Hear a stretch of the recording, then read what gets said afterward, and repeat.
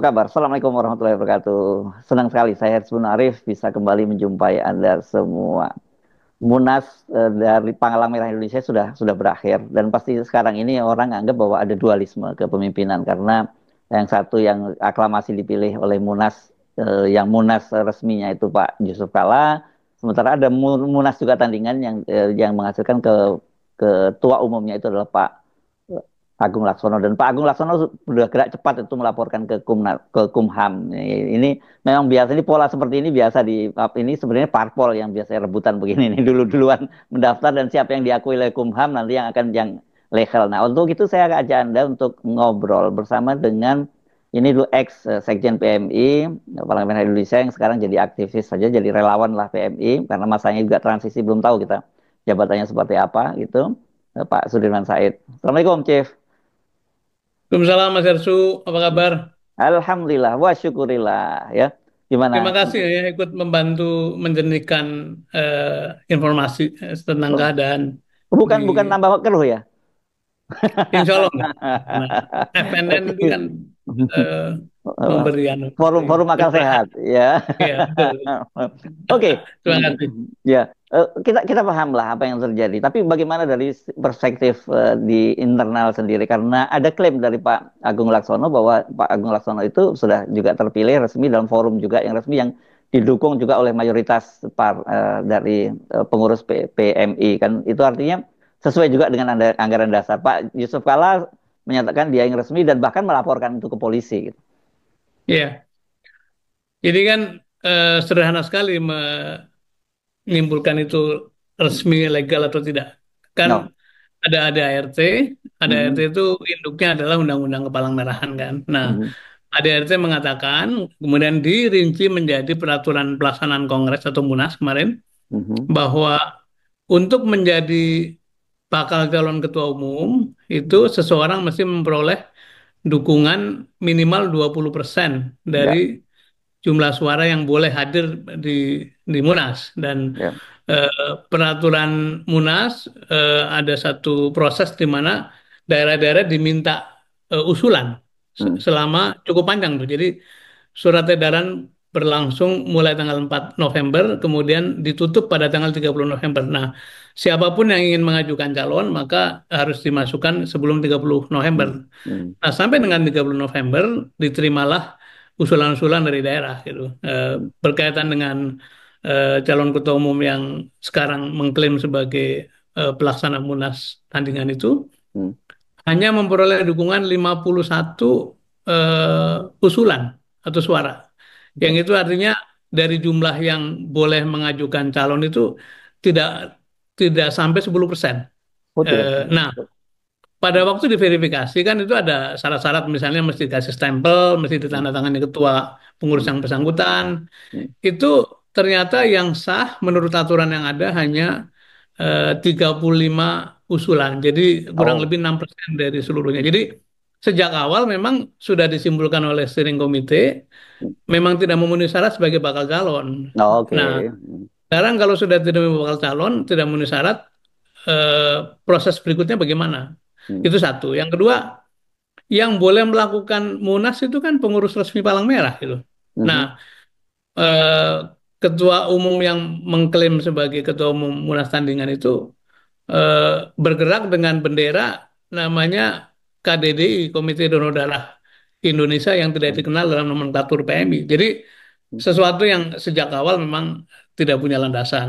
mhm, Terlebih lagi bila menggunakan 7 prinsip kepalang merahan bahwa ada kesukarelaan, ada kemanusiaan, ada kemandirian, tapi juga ada kenetralan, dan yang penting adalah ada kesatuan. Kesatuan maknanya apa?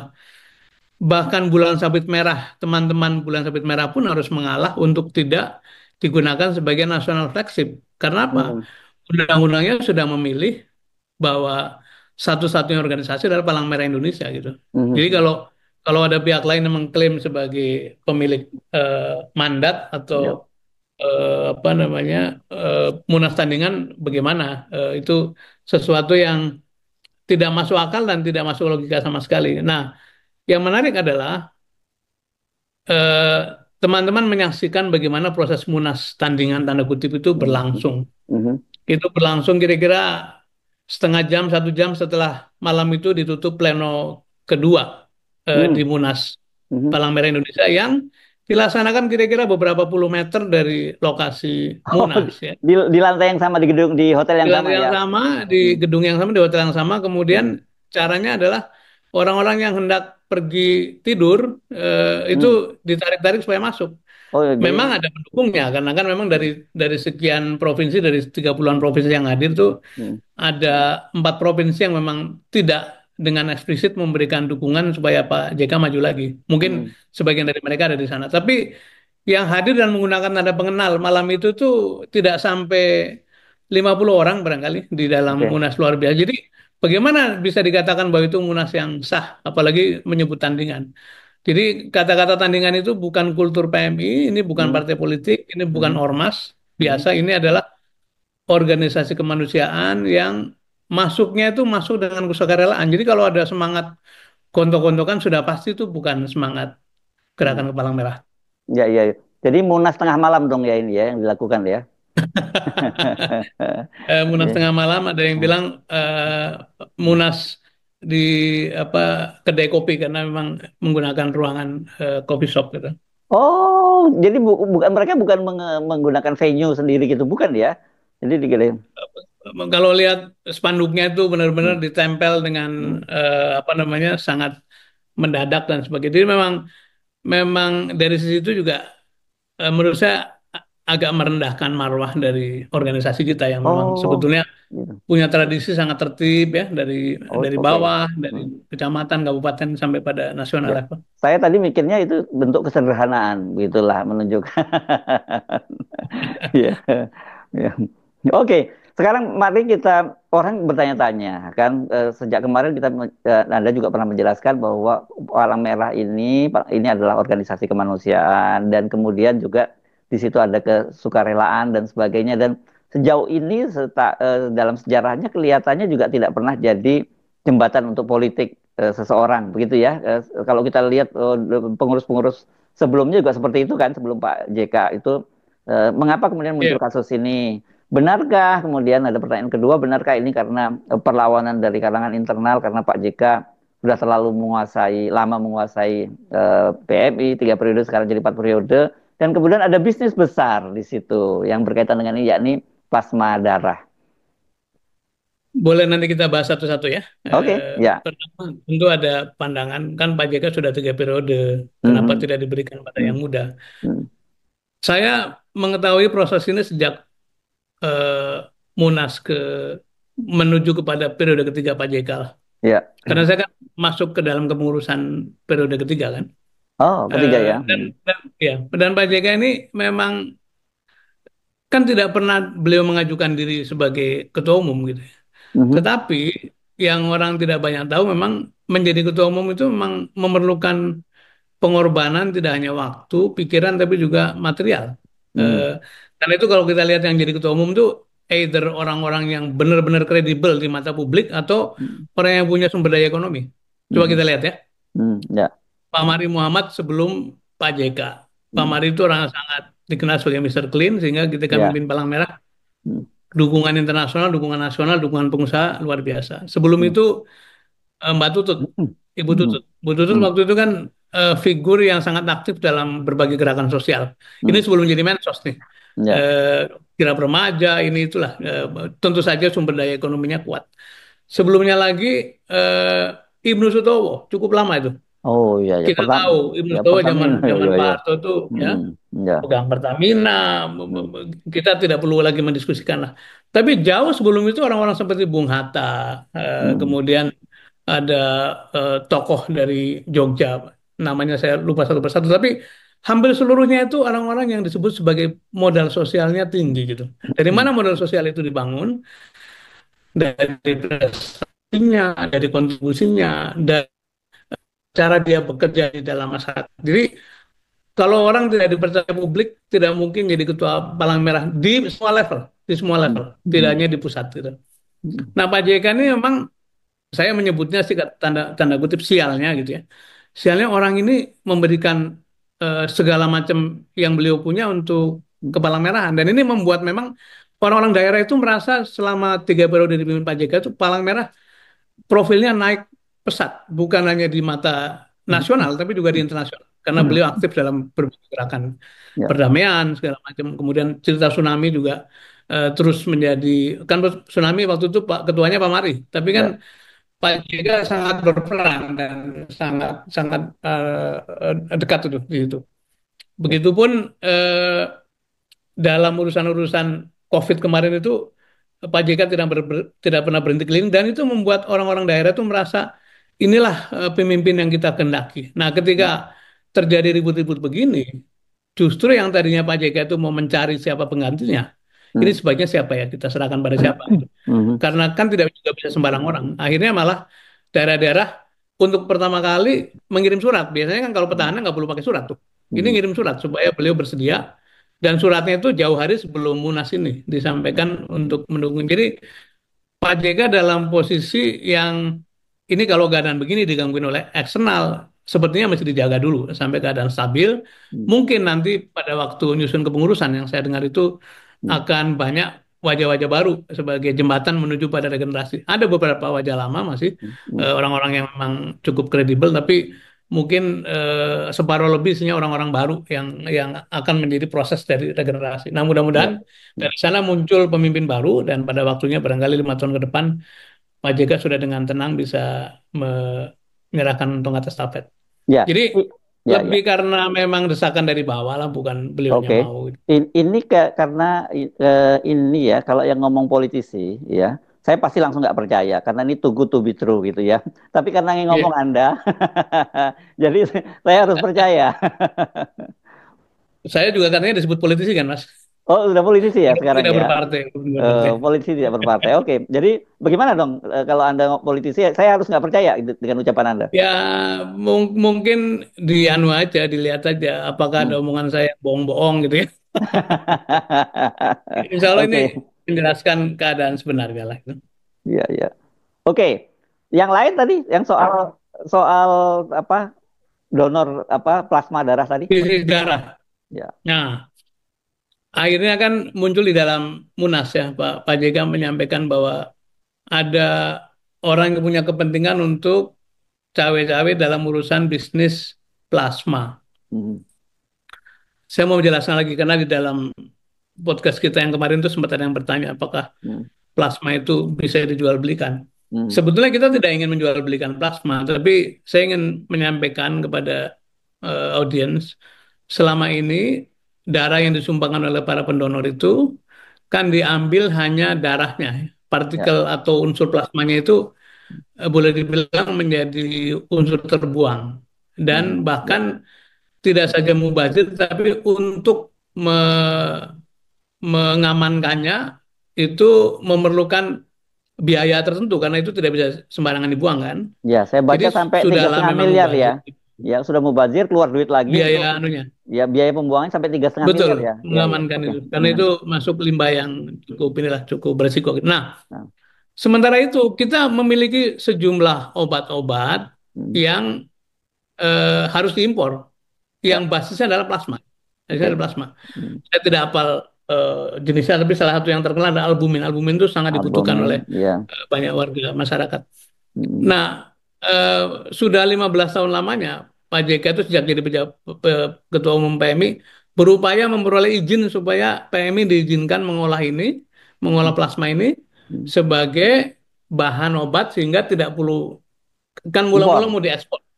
Ya, ya. Hmm. Plasma ini mau diekspor, tapi kita nggak mau Hmm. karena itu berbahaya lah.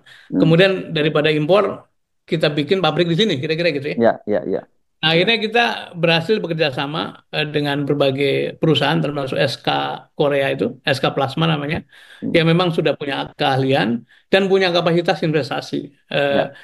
tapi izinnya tidak kunjung diperoleh. Nah, kita baru saja memperoleh izin kira-kira eh, 2 tahun lalu lah dan sekarang Hmm. pabriknya sedang dalam persiapan.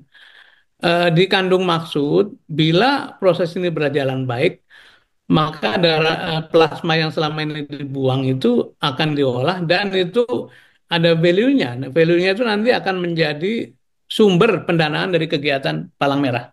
Hmm. Misalnya Palang Merah DKI mengirim plasma sekian kantong gitu ya. hmm, atau sekian satuan lah, itu nanti akan mendapat kompensasi juga dikembalikan untuk supaya Palang Merah DKI juga memperoleh apa kontribusi. Bagaimana dengan daerah yang tidak mengirim plasma?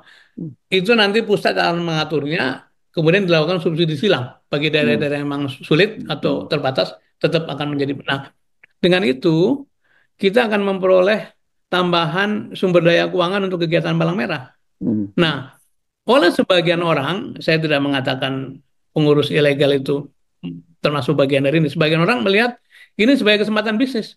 Ya kalau hmm, gitu bisa dong kita membuat pabrik plasma, hmm, ya, kemudian ya, bekerja sama dengan Palang Merah. Syukur-syukur bisa menguasai Palang Merah sehingga hmm, hmm, bisa dialirkan ke pabrik yang punya pribadi itu. Nah, ini yang kemudian orang menjadi salah kaprah, dikira segampang itu. Padahal kan harus dihargai, orang datang ke Palang Merah menyumbang darah itu sukarela. Nah, kalau kemudian dikelola sebagai bisnis, menurut saya itu berlawanan dengan asas kesukarelaan. Jadi kembali ketidakpahaman mengenai apa prinsip-prinsip atau values berorganisasi di Palang Merah. Nah, memang disebutkan oleh sejumlah pihak bahwa itu nilainya bisa triliun. Ya betul, kalau memang hmm, itu hmm, bisa berjalan sesuai dengan volume yang tersedia, hmm, itu bisa-bisa 1 bulan omset dari pengolahan plasma ini bisa ratusan miliar per bulan hmm, ya. hmm, Jadi kalau dihitung tahun ya bisa bisa triliun. Tapi itu kan yang menjadi pengelolaan dari perusahaan yang kerjasama dengan Palang Merah. Porsi hmm, Palang Merahnya ya tidak sebesar itu karena kan hmm, eh, kita mungkin memperoleh saham minoritas saja gitu. Seperti hmm. itu. Nah, tapi itu kan berarti bisnis juga dong Pak Dirman yang kerjasama dengan PMI itu. Harus dikelola sebagai satu usaha profesional karena kan Hmm. menyangkut mesin, menyangkut kualitas, menyangkut kesehatan, keamanan dan sebagainya. Tapi PMI tidak melihatnya sebagai satu peluang bisnis yang sifatnya personal, tapi Oke, sebagai peluang untuk memperoleh fundraising, memperoleh dana untuk operasional.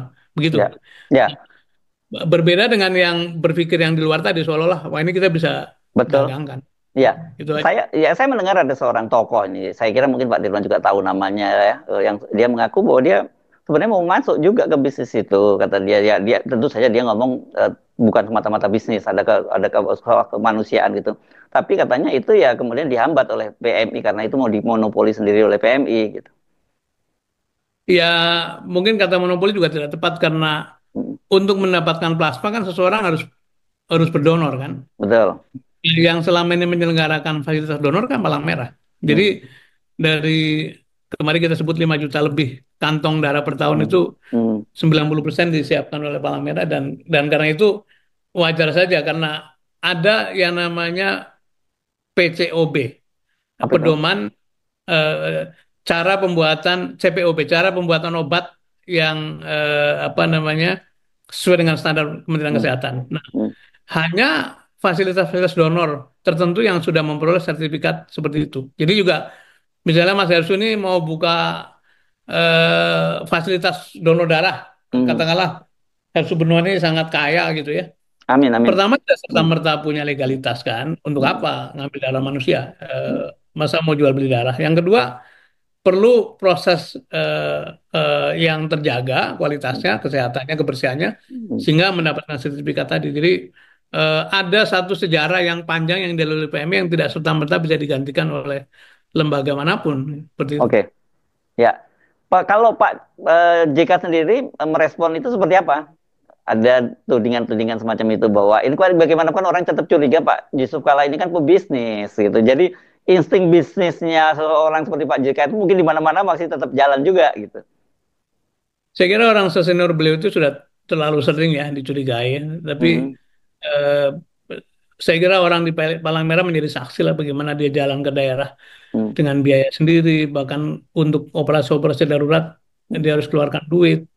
Eh, Angkutan kapalnya Kala Lines itu dipakai untuk hmm, mengangkut barang-barang PMI ke seluruh negeri gitu-gitu. Jadi hmm, menurut saya beliau cukup punya kematangan untuk melihat ini sebagai satu yang ya dinamika biasa. Tapi memang yang beliau sangat risau adalah kok Palang Merah diginikan. Untuk pertama hmm, kali dalam sejarah Palang Merah itu dimasuki orang yang sebetulnya eh, seperti punya niat merusak keadaan gitu. Makanya hmm, agak marah tuh kemarin di Munas mengatakan Eh, saya berpuluh tahun, berbelas tahun ngurus Palang Merah, baru menyaksikan Munas seperti ini.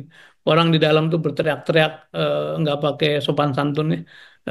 Dan yang diteriak itu sesuatu yang sebetulnya tidak ada dasarnya gitu, karena tadi orang kepingin Oh. nyabut sebetulnya gitu. Nah, Oh, ada manuver eh, itu ya di dalam Munas yang resmi itu ya. keras sekali, meskipun saya bersyukur saya di dalam proses itu ya dalam 1 jam itu bisa. Akhirnya karena ekspresinya itu berlebihan dan barangkali juga karena memang ada yang nyuruh, Hmm, maka floor menjadi tidak simpati, dan hmm, jam-jam berikutnya keadaan sudah terkendali, dan akhirnya lebih banyak suara-suara mengatakan sudah Munas dipercepat saja, jangan jangan hmm, membuka ruang. Segera tetapkan Pak JK sebagai ketua umum aklamasi, kemudian hmm, dengan itu susun kepengurusan, dan malahan ada rekomendasi dari peserta Munas, sebaiknya pihak-pihak yang membuka pintu bagi hmm, kekisruhan semacam ini harus diberi sanksi. hmm, Dan memang orang yang membuat kisru ini kan sudah diberi peringatan sejak sebelum Munas oleh hmm, pleno pengurus, dan hmm. ternyata tidak berubah, malah makin aktif menggalang Ya, apa namanya dukungan yang di luar. Terus akhirnya eh, diberhentikan bukan karena dukungan, tapi bukan karena begini, tapi karena memang sebetulnya orang ini di, dilihat oleh daerah itu sumber masalah, dan oke. eh, dan Pak JK dengan kebaikan dan kebijaksanaannya, udahlah nanti kita tunggu sampai Munas selesai, baru Mhm. baru kita berhentikan. Akhirnya dia diberhentikan sebelum Munas Oke. itu kemarin. Nah, ini tapi bagaimanapun juga Pak Dirman ya, ini belajar dari pengalaman masa lalu. Meskipun rezimnya sudah berganti ya, sekarang rezimnya Pak Ya, Prabowo. Kan di masa lalu pola-pola semacam ini biasa digunakan untuk mengambil alih, terutama partai politik gitu. Dan kita di sini kan mencium juga kok gitu, ada bau politiknya, ada bau bisnisnya, malah ada politik dan bisnis di sini gitu. Nah, seberapa yakin bahwa itu tidak akan terjadi karena bagaimanapun juga kan sekarang muaranya ini tinggal di Kemenkumham, bukan Kemenkumham ya, sekarang Kemenkum ya. Karena kan resmi tidaknya sebuah sebuah kepengurusan itu nanti tergantung dari bagaimana Dirjen Ahunya gitu. iya. Disadari sepenuhnya bahwa dalam periode 2 periode terakhir itu banyak sekali organisasi sosial, Hmm. ormas, bahkan keagamaan Ya, dikooptasi dengan cara-cara yang tidak elok ya. ya. Eh, saya ingat dulu Munas Pramuka, Mas Herzl. Oh, ya, ya, ya, ya, ya, betul, betul, ya, Pramuka. Itu Hmm, Warda-Warda itu dioperasi oleh eh, apa aparat keamanan untuk betul. Hmm, memilih seseorang. ya, Tetapi karena yang dipaksakan duduk di sana itu bukan orang yang punya passion atas hmm, gerakan kepramukaan, hmm, kan tidak muncul apa-apa tuh sesudah itu hmm, gitu. hmm, Nah, kami menyadari itu. Eh, jangan sampai orang-orang di luar sana itu salah paham, dikira palang merah itu bisa dengan mudah digitukan gitu. Ada hmm, hal yang banyak orang tidak tahu, bahwa gerakan palang merah itu adalah gerakan internasional, bukan ujug-ujug datang di Indonesia. hmm, Jadi hmm. kita ingat si pendirinya kan Heri Dunan kan. Heri Dunan itu Ya, seorang pengusaha sebetulnya. sama aja Pramuka juga begitu kan? Pramuka juga organisasi internasional loh. Sebetulnya ya, ya, ya, Iya, ya. sama. Iya. Hmm, Hanya ya sebetulnya mereka juga punya organisasi internasional, betul sekali. hmm, Nah, ini kalau sampai kita masuk ke dalam jebakan seperti ini, hmm, saya sebutnya sangat mempermalukan Indonesia gitu. hmm. Yang tidak bisa diabaikan adalah begini. Layanan ke Palang Merahan itu layanan 24 jam. Oke. Makanya disebut kantornya Palang Merah itu namanya markas. Ini sering disebut oleh Hmm, Pak JK itu. Kenapa disebut markas? Karena hmm, markas itu hanya digunakan oleh kepolisian dan militer atau hmm, tentara. Karena hmm, 24 jam harus buka gitu. Nah, kalau organisasi diganggu dengan sesuatu yang sifatnya politik, eh, digeser ke sana kemari, itu makanya asas kenetralan itu menjadi penekanan untuk, hmm, bahkan kemarin ditekankan oleh Pak Muhaimin Iskandar, jaga independensi, jaga kenetralan, karena yang namanya politik kan setiap kali bisa berubah.